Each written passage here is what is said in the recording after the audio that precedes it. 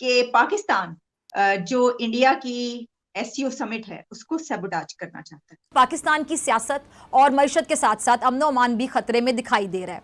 कभी हम आपस में बैठ जाते हैं 10-10 रुपए जमा करके, चंदा करके हम जो है वो कोशिश करते हैं कि डैम बना लें। हाँ, हमारे मुल्क के अंदर ये मुनफरिद चीज हुई, हमने 10-10 रुपए इकट्ठे करके डैम बनाने की कोशिश की।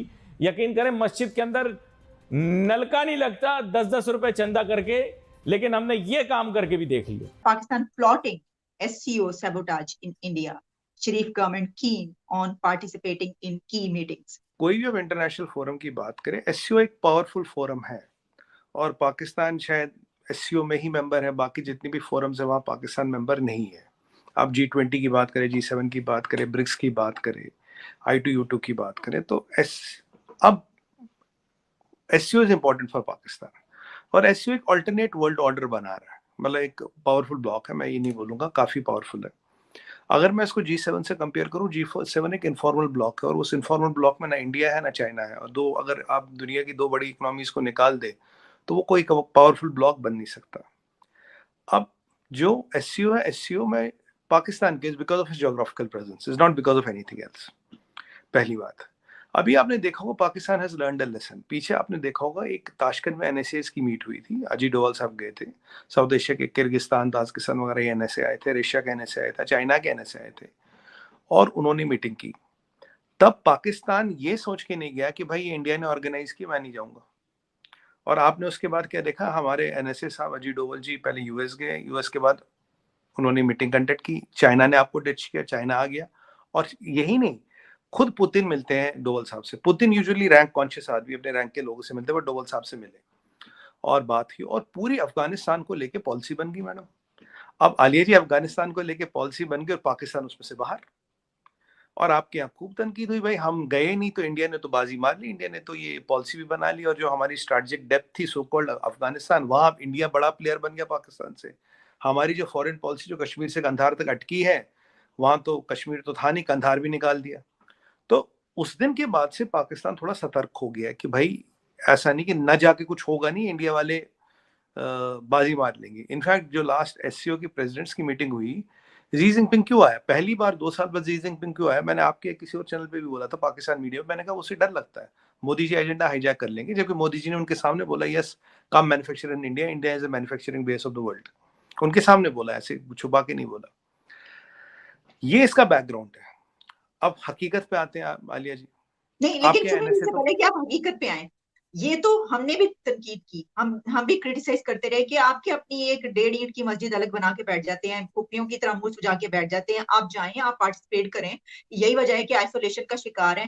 तो ये तो सही बात है ना, आप जो कह रहे हैं ठीक है कि जो होता रहा और हमने देखा आप लोग इतने आगे निकल गए, और आपने ये जो भी बात की वो भी सही है कि सब जो है एक दूसरे के साथ अलायंस बनाकर निकल रहे हैं, हम एक तरफ बैठे हुए हैं, क्यों ऐसा है?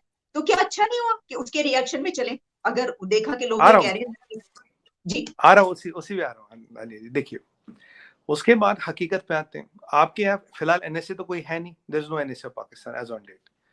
तो आपके यहाँ जो उम्मीद लगाई जा रही है वो है कि आपके मिलिट्री में से, एस्टेब्लिशमेंट में से कोई आएगा।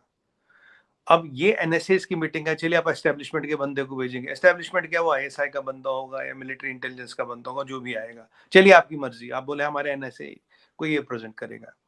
टेक्निकल पॉइंट कहाँ है, देखिए सबोटाज की बात कहाँ थी, मैं समझाता हूँ आपको। G20 की मीटिंग्स हो रही है, करीब 300 मीटिंग्स होंगी इस साल, हो रही है, कुछ चल रही है, आप देख रहे होंगे। इतने लोगों से पीछे हमारे यहाँ तो 50 फॉरेन मिनिस्टर्स आए थे, इतने यहाँ लोगों पे हो रहे। G20 में शेरपाज होते हैं। शेरपाज क्या होते हैं, कोऑर्डिनेट करते हैं, एजेंडा बनाते हैं, चीजें करते हैं। हमारे यहाँ जैसे अमिताभ कांत साहब है, डॉक्टर अमिताभ कांत, बहुत काबिल अफसर है वो शेरपा।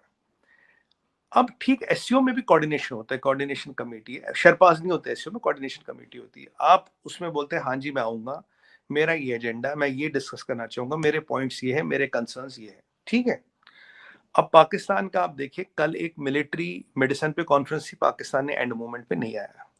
पीछे चीफ जस्टिसों की कॉन्फ्रेंस थी, आपके चीफ जस्टिस साहब बोले मैं आऊंगा, फिर बोले मैं वर्चुअली आऊंगा, लास्ट मिनट पे आई ही नहीं, वर्चुअली भी नहीं आए, ठीक है। अभी एससीओ में फॉरेन मिनिस्टर्स की मीटिंग है मई में, गोवा में, आई थिंक 4-5 मई को है, मतलब अब ज्यादा टाइम है नहीं।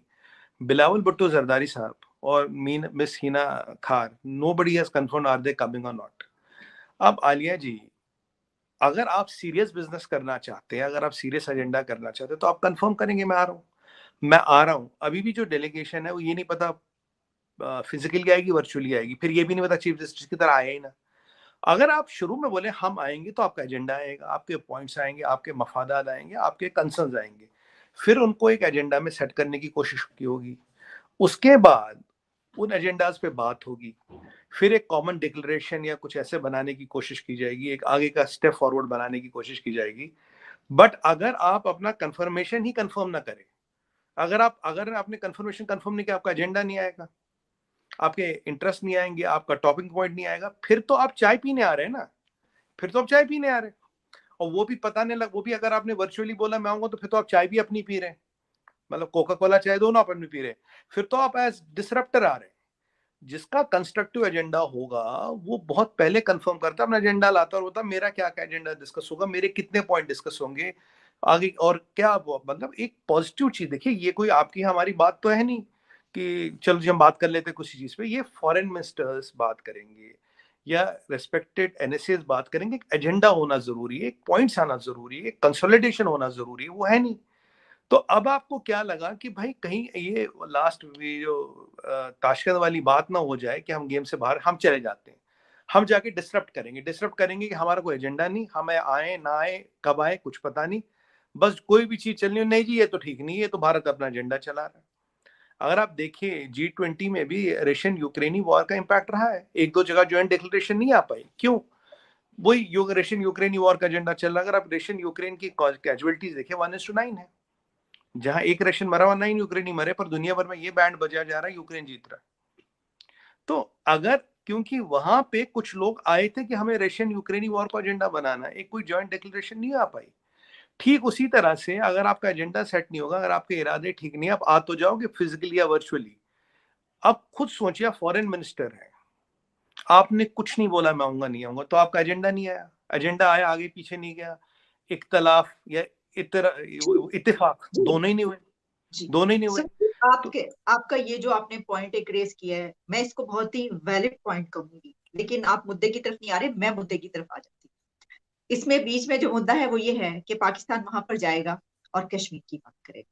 देखिए ये जो आप बात कह रहे हैं बिल्कुल ठीक है कि अगर उसका एक थ्रू प्रॉपर चैनल है, एक प्रोसीजर है, पहले से आप बताते हैं आपका क्या एजेंडा है, वहां पे डिस्कस हो किया जाता है, फिर ये कहा जाता है कि जनाब इसमें ये नहीं होगा या ये होगा, अगर तो उस तरीके से है तो बिल्कुल पाकिस्तान को ये सब करना चाहिए, जाने से पहले ये करना चाहिए था।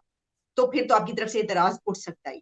एक तो ये बात, दूसरी ये बात कि हम ये अगर फर्ज कर लें कि ये हो चुका है और सारा कुछ बता दिए, तो पाकिस्तान अगर वहां पर आता है और वो कश्मीर की मुद्दा उठाता है, फर्ज करें, जो कि ऑब्वियसली आप लोग बिल्कुल नहीं चाहेंगे कि उसके ऊपर कोई बात हो, तो क्या इसको इस तरह देखा जा सकता है कि